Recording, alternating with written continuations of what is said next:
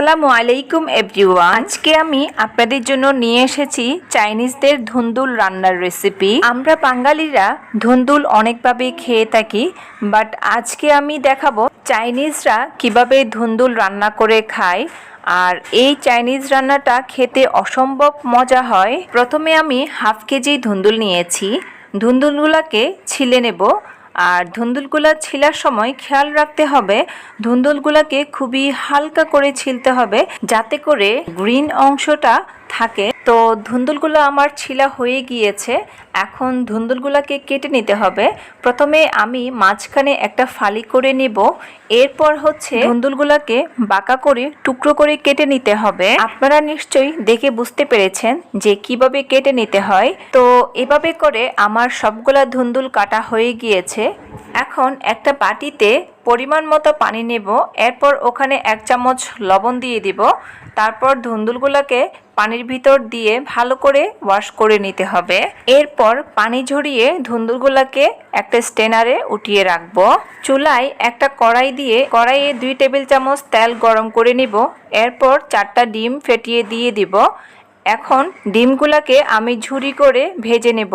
ডিমগুলা আমার ঝুরি করে ভাজা হয়ে গিয়েছে। এখন তেল থেকে ডিমগুলাকে উঠিয়ে নিচ্ছি। সেম কড়াইয়ে আবারও 2 টেবিল চামচ তেল দিয়ে দেব। এখন তেলটা হালকা গরম হয়ে আসলে এর মধ্যে রসুন কুচি দিয়ে গোল্ডেন ব্রাউন কালার করে ভেজে নেব। রসুন যখন গোল্ডেন ব্রাউন কালার করে ভাজা হয়ে যাবে, এর মধ্যে দিয়ে দিব ক্যাপসিকাম কুচি এবং লাল মরিচ কুচি। ক্যাপসিকাম এবং লাল মরিচকে 1-2 মিনিট ফ্রাই করে নেওয়ার পর এরপর অ্যাড করে দিব ধুন্দুলগুলা দিয়ে ধুন্দুলগুলাকে 1-2 মিনিট ভালো করে ভেজে নিতে হবে। এখন 1 চামচ লবণ দিয়ে ধুন্দুলগুলা সিদ্ধ হওয়া পর্যন্ত ভেজে নেব। আমরা বাঙালিরা যখন সবজি রান্না করি, এতে অনেকগুলো স্পাইস ইউজ করার কারণে আমাদের অনেক আইবিএসের প্রবলেম হয়।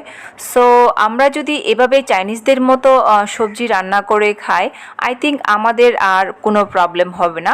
তো আমার কাছে এই রেসিপিটা আসলে অনেক স্বাদ লেগেছে।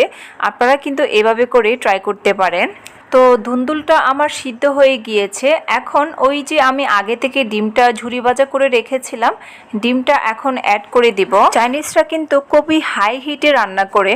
তো আমরা যখন ধুন্দুলটা রান্না করব, তখন চুলার হিটটাকে আমরা হাই করে দেব, কারণ লো হিটে রান্না করলে এই ধুন্দুল থেকে অনেকগুলা পানি বাইর হবে আর পানিটা শুকাবে না।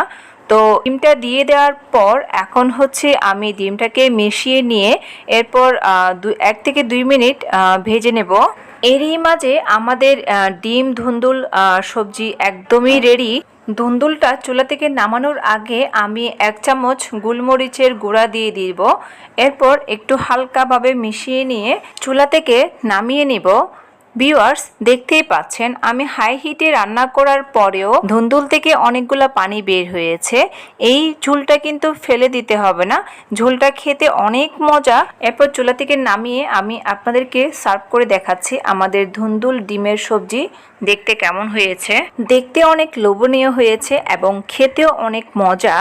তো ভিউয়ার্স, আমার আজকের রেসিপি আপনাদের কাছে কেমন লাগলো অবশ্যই আমাকে কমেন্টস করে জানাবেন। আর আপনাদের ফ্রেন্ডস এবং ফ্যামিলির কাছে আমার ভিডিওটা শেয়ার করবেন এবং চ্যানেলটাকে সাবস্ক্রাইব করে আমাকে সাপোর্ট করবেন। পাশের ছোট্ট বেল আইকনটা অল করে দিবেন। আজকে এখানেই বিদায় নিচ্ছি। দেখা হবে আবারও কোনো নতুন রেসিপিতে। সে পর্যন্ত সবাই ভালো থাকবেন।